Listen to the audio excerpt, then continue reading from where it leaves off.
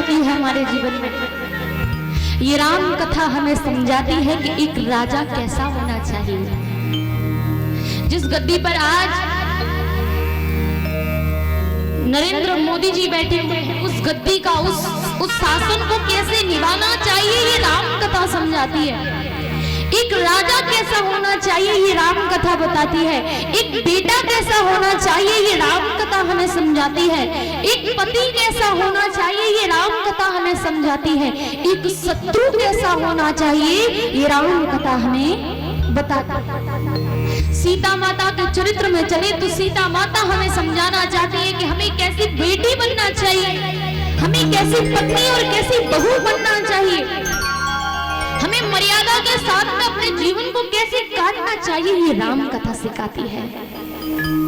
राम कथा कोई साधारण नहीं है। ये राम कथा समझाती है कि एक भाई भाई कैसा होना चाहिए, एक भाई भाई का रिश्ता कैसा होना चाहिए, शिष्य और गुरु का रिश्ता कैसा होना चाहिए, एक पिता और बेटे का रिश्ता कैसा होना चाहिए, एक माँ और बेटे का रिश्ता कैसा होना चाहिए।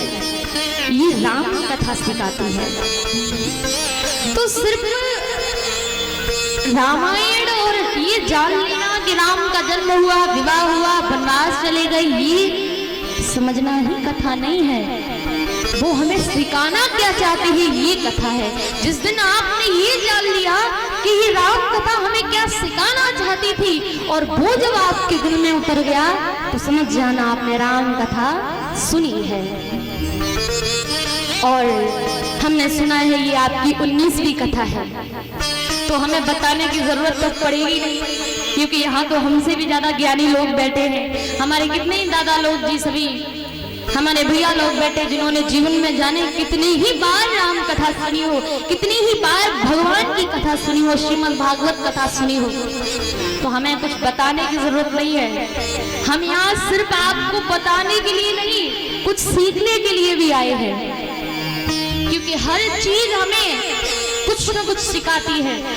और फिर आप हमारी उम्र देख करके, हमें देख करके अंदाजा लगा ही सकते हैं कि क्या हो सकता है मेरे पास, ज्ञान में भला क्या हो सकता है मेरे पास। तो 19वीं कथा चल रही है, तो आप तो परमानंद होगा आपके पास, क्योंकि आपने भगवान के हर गुण, हर दोष, हर गुण के बारे में आपने भगवान का सुन रखा होगा कि भगवान कैसे रहे, कृष्ण कैसे रहे, राम कैसे रहे, उनके परिवारजन कैसे रहे, उन्होंने कैसे लीला की, राम जी क्यों आए, राम जी के कौन क्या, ये सब आप जानते होंगे, ऐसा हम आशा करते हैं।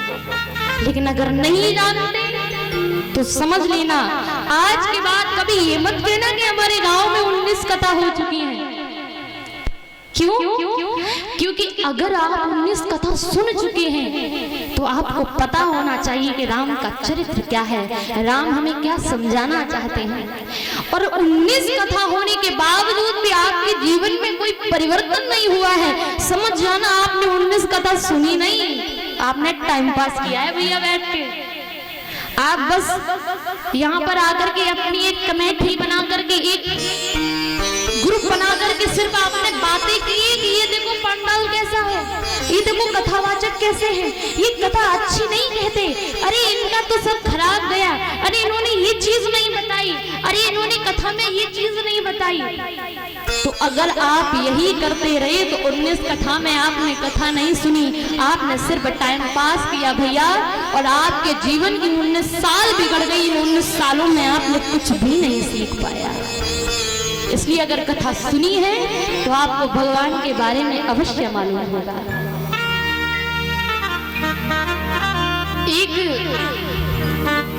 एक बच्चा मेरे पास आई, उन्होंने मुझसे कहा देखो आपने कथा में ये नहीं बताया है, आप ये कथा में भूल गई या गलत बोल दिया। तो हम थोड़ा मुस्कुराने लगे।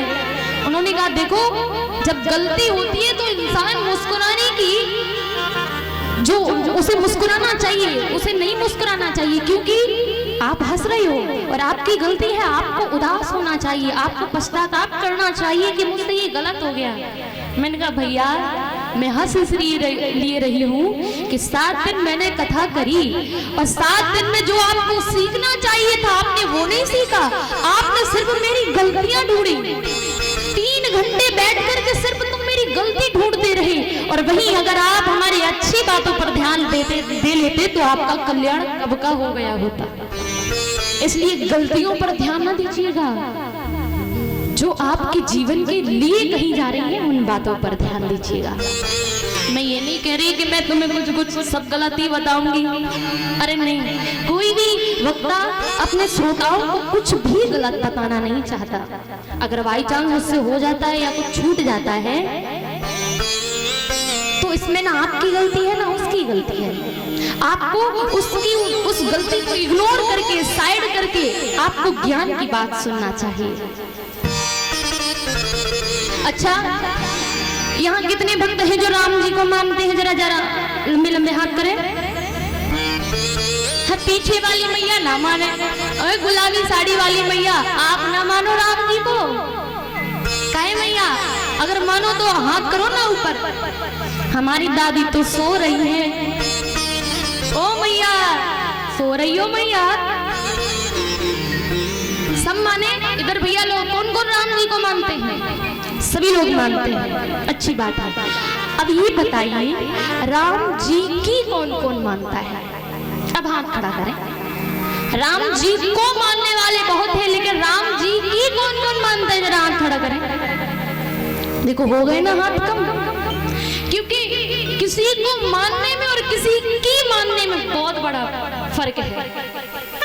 भगवान को क्या, दो अगरबत्ती चढ़ा दो, लगाया हो मंदिर में और कह दो हम तो राम भक्त है भैया, राम जी को बड़ा माने, और भाई पूछ लिया जाए कि राम जी की कितनी मानते हो? क्योंकि राम जी कहते हैं कि आपको झूठ नहीं बोलना है। क्या आप झूठ नहीं बोलते हो?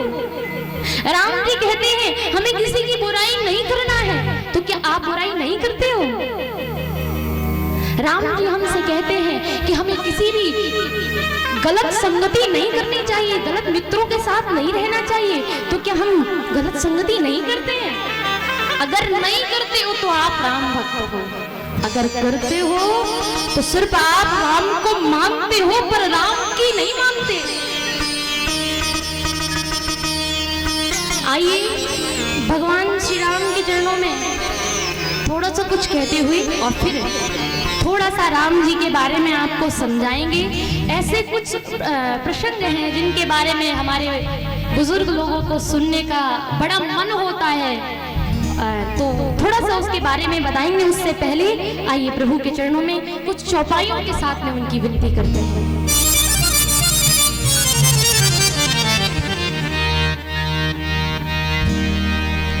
कि निर्मल मन जने सो मोहि पावा,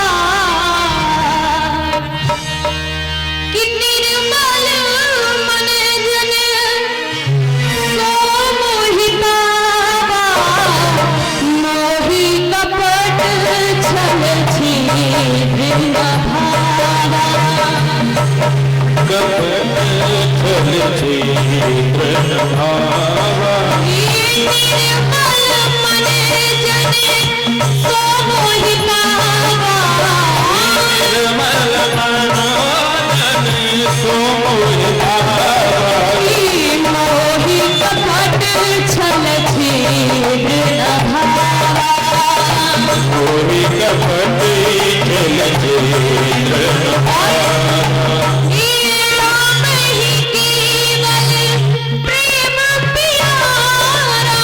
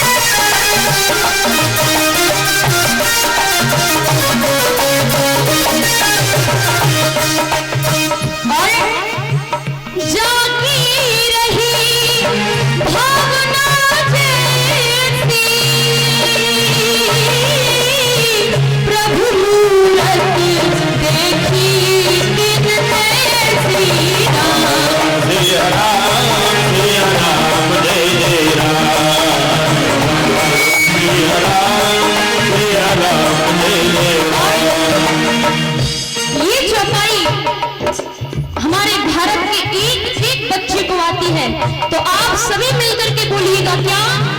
मंगल भवन अमंगल हारी, द्रवहु दशरथ अजर बिहारी। सिया राम जय जय राम, राम सिया राम जय जय राम।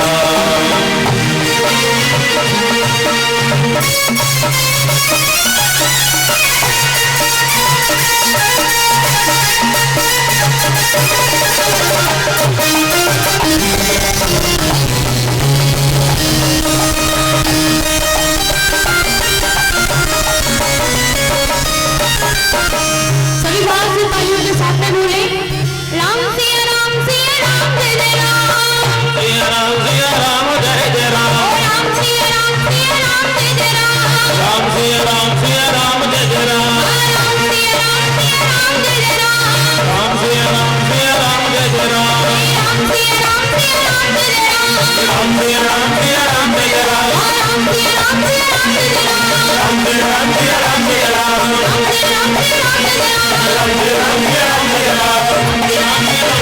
राम जय जय राम, राम सिया राम जय जय